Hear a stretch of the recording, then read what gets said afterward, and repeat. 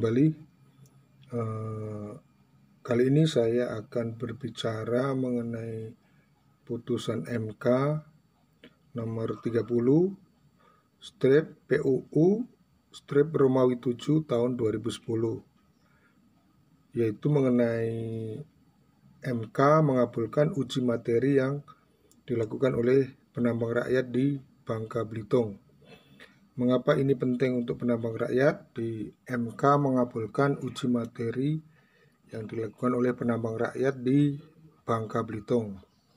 Ada dua pasal yang diuji dalam perkara ini, yaitu pasal 22 huruf E dan F tentang wilayah pertambangan rakyat dan pasal 52.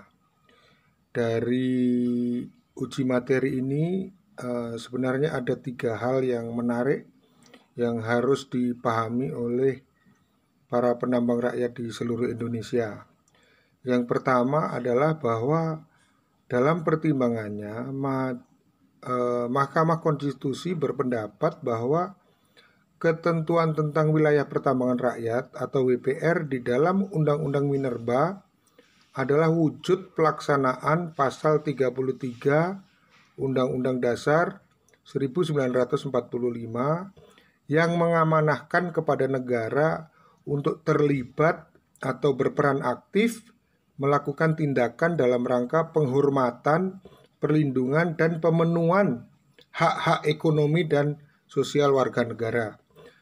Jadi penyediaan wilayah pertambangan rakyat ini adalah amanah undang-undang kepada negara untuk warga negara.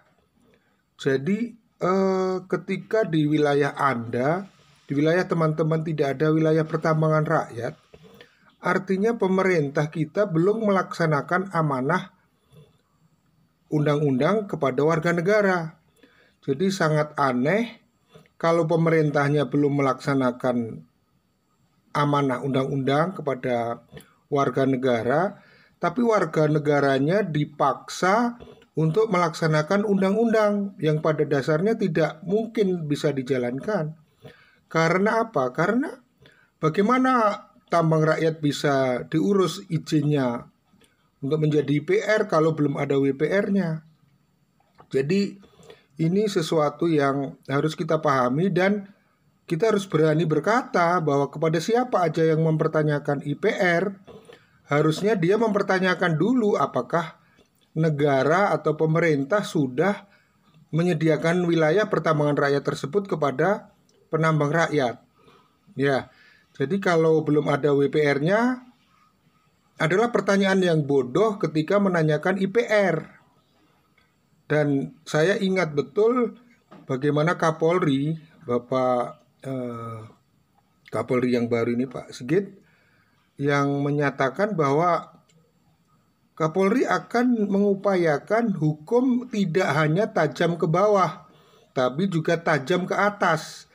Artinya, jangan hanya rakyat yang dipaksa untuk mengakui atau mengikuti undang-undang, sementara pemerintahnya belum, gitu loh. Jadi ini yang harus dipahami oleh teman-teman para penambang rakyat di Indonesia. Jadi jangan mudah ketakutan, jangan mudah mau hanya disalah-salahkan oleh pihak-pihak tertentu.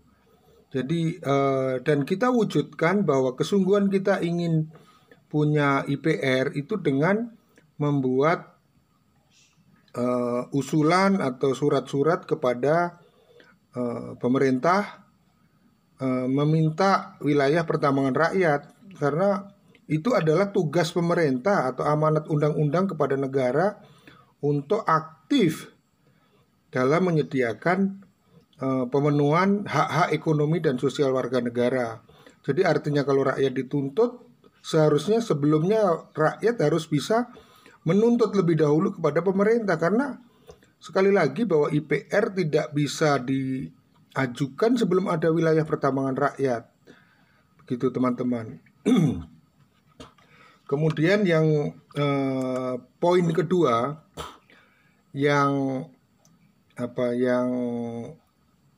perlu teman-teman ketahui, ini saya agak prihatin sebenarnya. Ternyata banyak orang-orang ESDM juga yang tidak tahu atau pura-pura tidak tahu ketika mereka masih mempermasalahkan bahwa seolah-olah yang bisa jadi WPR adalah yang sekurang-kurangnya 15 tahun dikerjakan oleh rakyat gitu loh. Dan ini sebenarnya kan sudah dicabut oleh Mahkamah Konstitusi. Tapi kalau kita diskusi teman-teman, jadi persyaratan 15 tahun itu sudah dibatalkan oleh Mahkamah Konstitusi. Jadi walaupun baru setahun dikerjakan, 3 bulan, atau bahkan 1 hari dikerjakan, itu tetap harus menjadi alasan untuk bisa diprioritaskan menjadi wilayah pertambangan rakyat.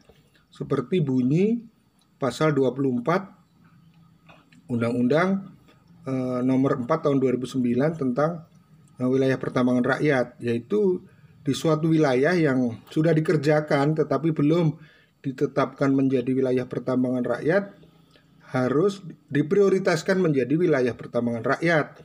Siapa yang harus menetapkan? Yaitu pemerintah. Jadi wilayah pertambangan rakyat adalah tugas pemerintah, bukan tugas penambang rakyat. Dan sebelum ada wilayah pertambangan rakyat, bagaimana mungkin rakyat bisa mengajukan IPR atau izin pertambangan rakyat? Dan yang ketiga adalah bahwa seringkali terjadi semacam tumpang tindih atau mana yang harus diprioritaskan, apakah WPR ataukah WPN, wilayah pencadangan negara, atau wilayah usaha pertambangan.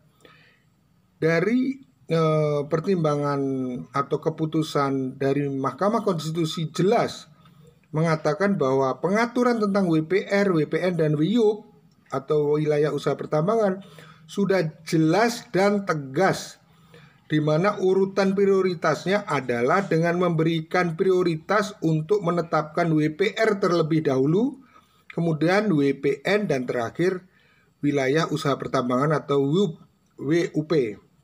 Jadi teman-teman, secara undang-undang bahwa pertambangan rakyat seharusnya diprioritaskan oleh pemerintah, oleh negara.